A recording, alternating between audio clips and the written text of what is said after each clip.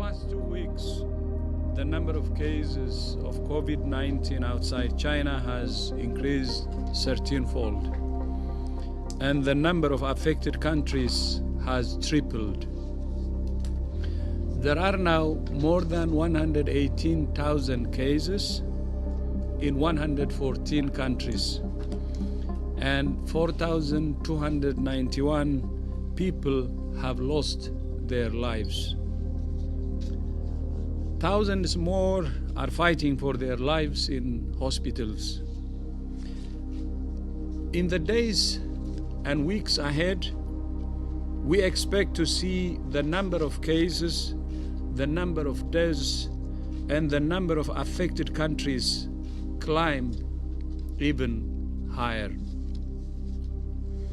WHO has been assessing this outbreak around the clock, and we're deeply concerned both by the alarming levels of spread and severity and by the alarming levels of inaction. We have therefore made the assessment that COVID-19 can be characterized as a pandemic. Pandemic is not a word to use lightly or carelessly. It's a word that, if misused, can cause unreasonable fear or unjustified acceptance that the fight is over, leading to unnecessary suffering and death. Describing the situation as a pandemic does not change WHO's assessment of the threat posed by the virus. It doesn't change what WHO is doing, and it doesn't change what countries should do.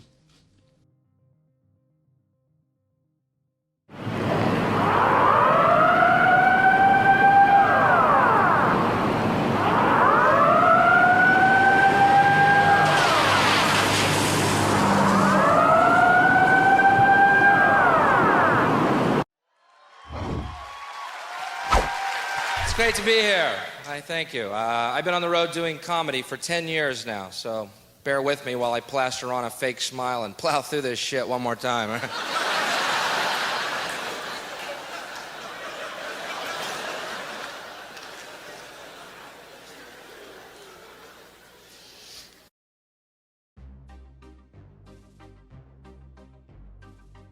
China Uncensored, I'm Chris Chappell.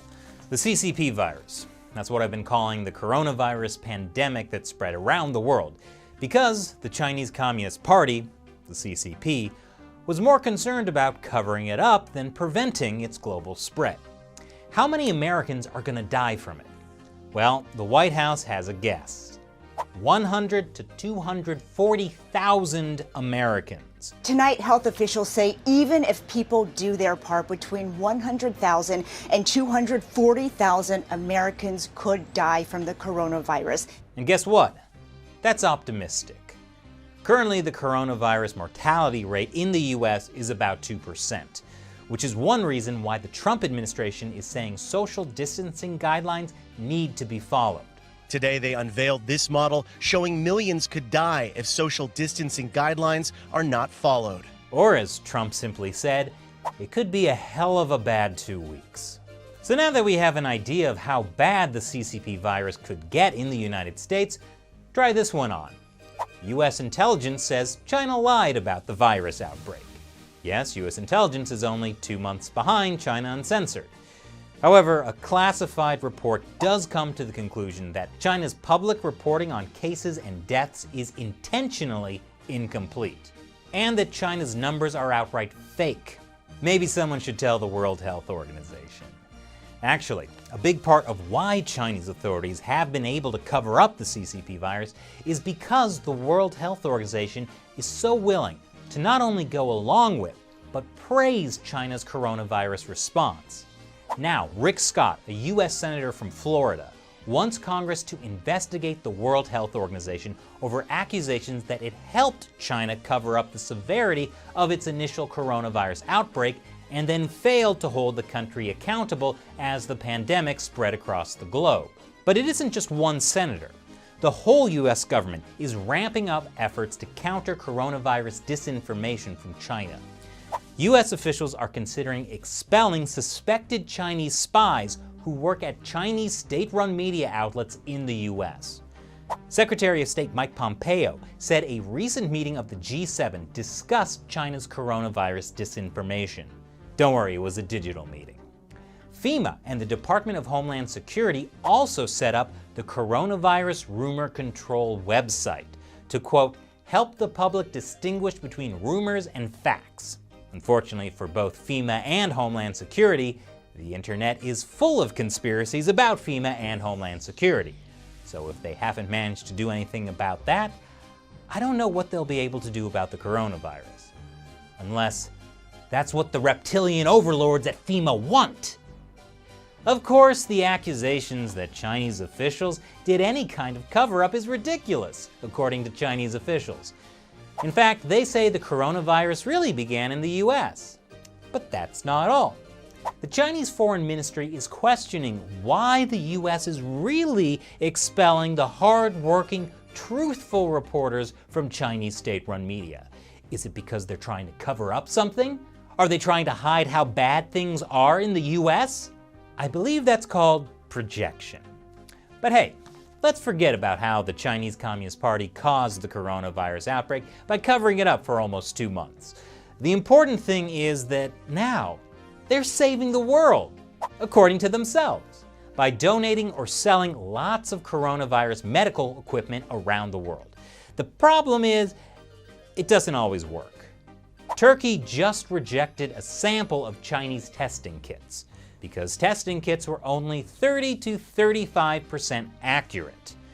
That's basically what happened to Spain last week, and the Czech Republic, and the Netherlands. Okay, with the Netherlands it was face masks.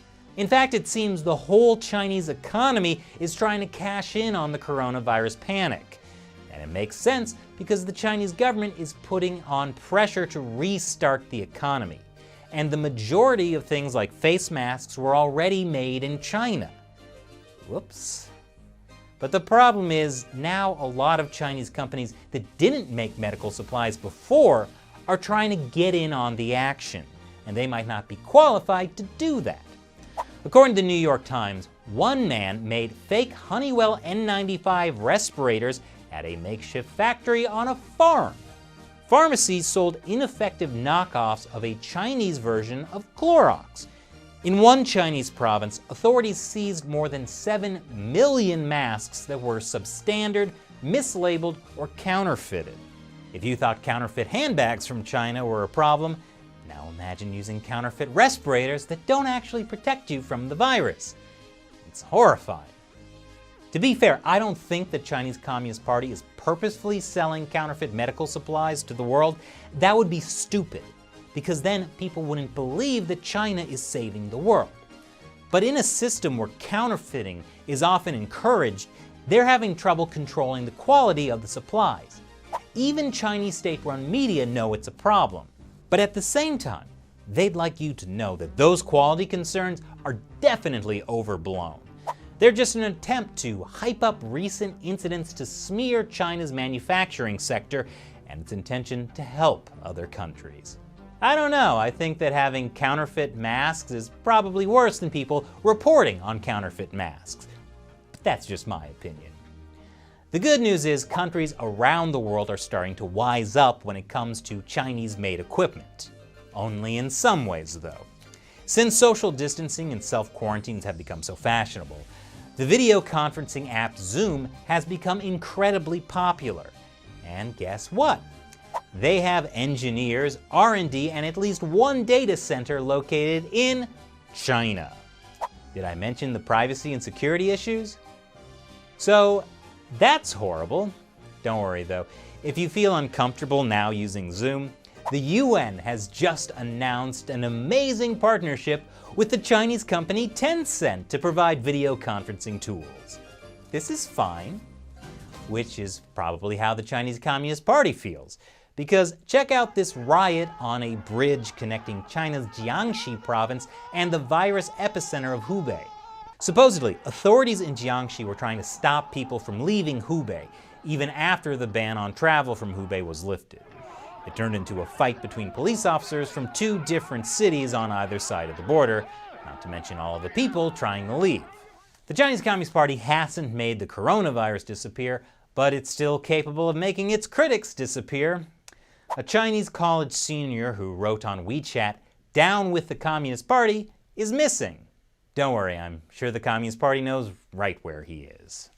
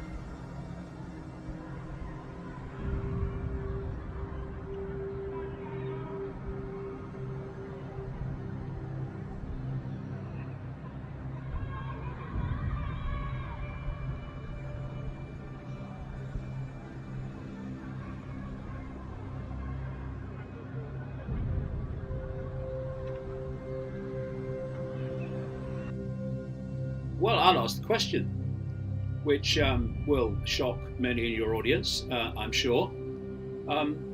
Is there a virus? Is there a virus called COVID-19?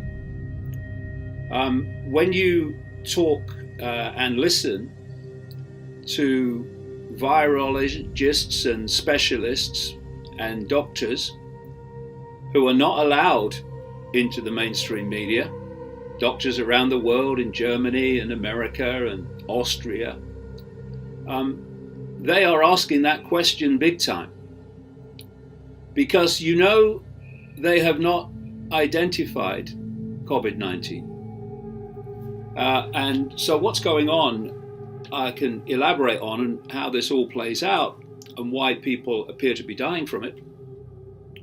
But if people go to my website when they've watched this, davidicke.com, they'll find a video by a New York medical doctor, New York State medical doctor, now works in psychiatry, called Andrew Kaufman. And it's a absolutely brilliant breakdown of a crucial area of this story. He describes how when people started to fall ill in China, in Wuhan, they had about 200, I think it was up at 198 to start with. And they investigated 7 of them. And they did this by taking lung fluid. And they decided, with no evidence whatsoever, that the cause of their illness was a virus, which has been given the name COVID-19.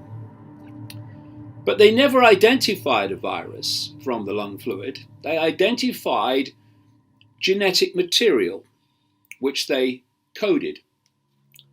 And they called it COVID-19, a virus.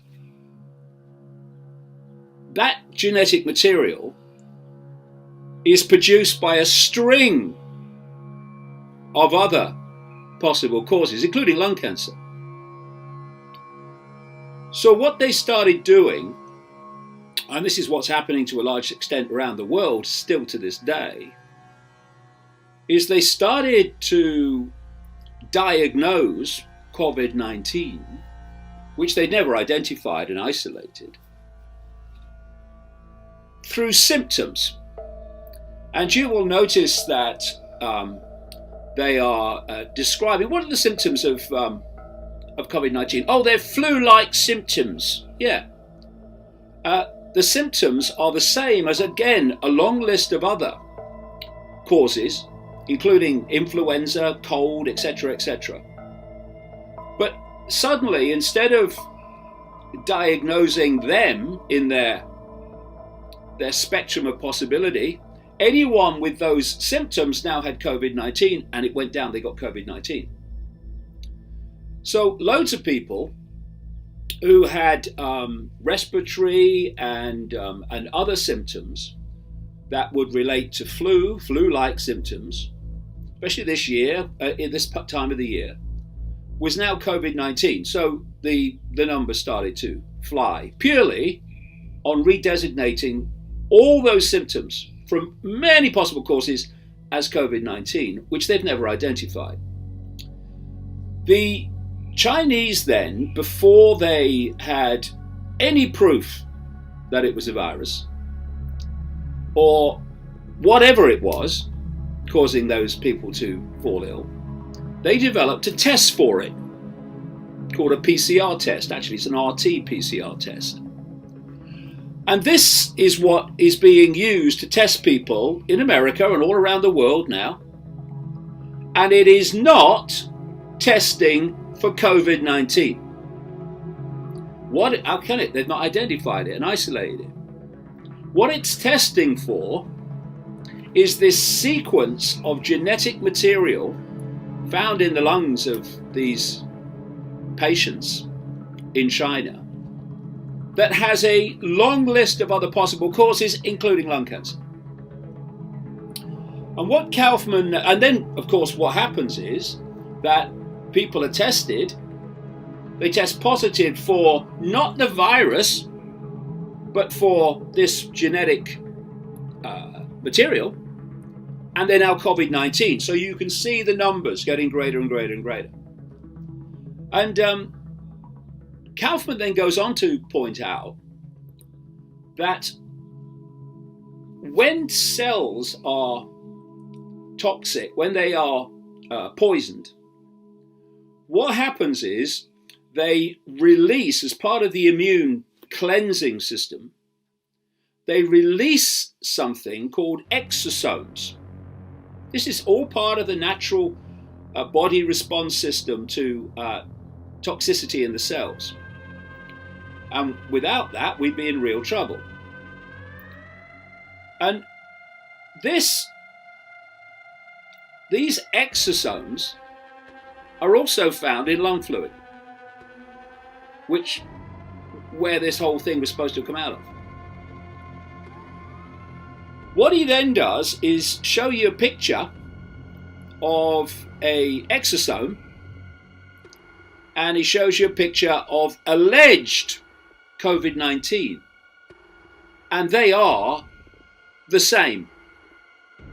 COVID-19, what they're showing you on a slide, is actually exosomes, part of the body's natural detoxification system, which also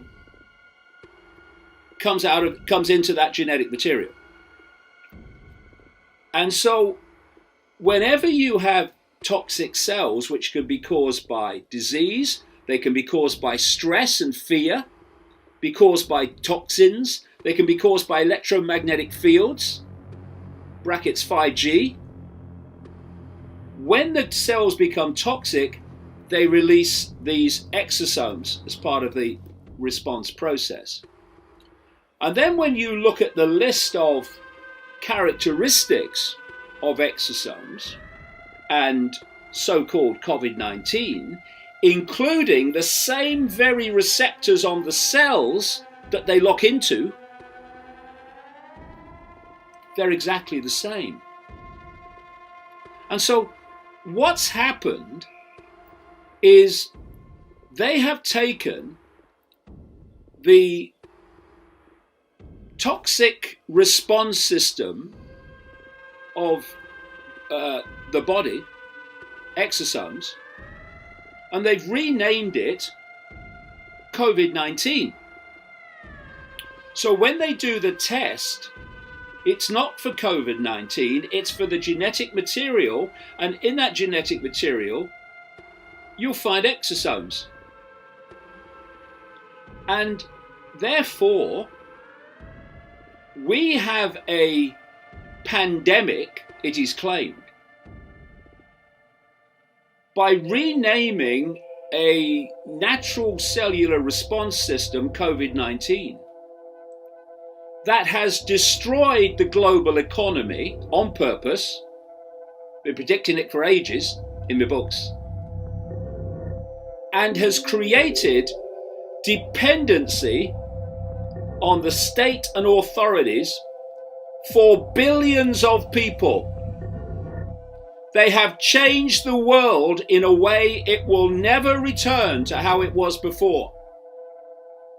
And while people are locked away and their businesses are closed and the people that work for them are unemployed, the cult, which I've been exposing for 30 years, that's behind all this, that has no borders, it's a global web, has, through its multi-billionaires and its mega corporations, been buying up, and will continue to do so, businesses and resources, etc., on an absolute mega scale. And at the end of this process, this 1% will be fantastically more wealthy and have fantastically more control than they had before. I'm just happy everyone got to see me. What the f? Investigate 311.